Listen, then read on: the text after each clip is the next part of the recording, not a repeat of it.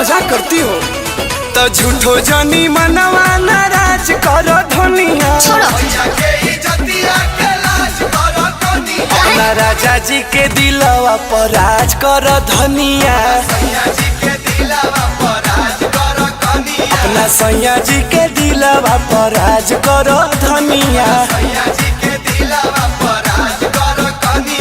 रह तू ही राज कर।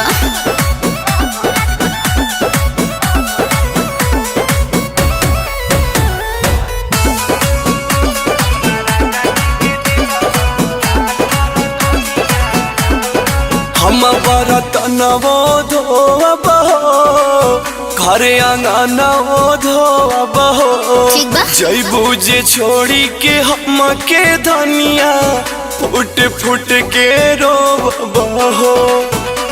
कलम छोड़ी तू तो बलम धरैला बेलनवा हो। हम तो घर भर के दुलारे रही बाबूजी के भवनवा हो।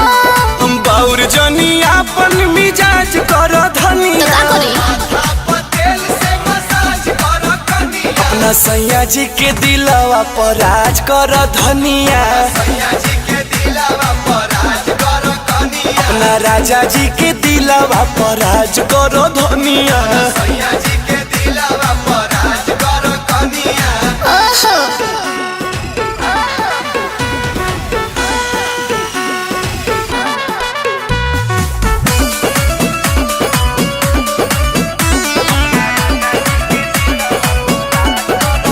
तू परनवा हो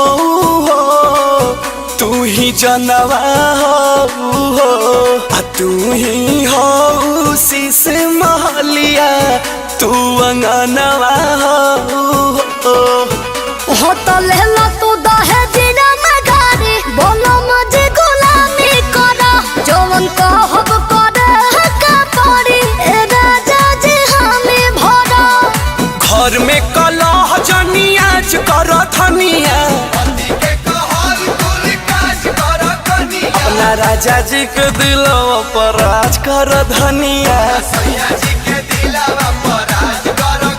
अपना सैया जी के दिलवा पर राज करो धनिया।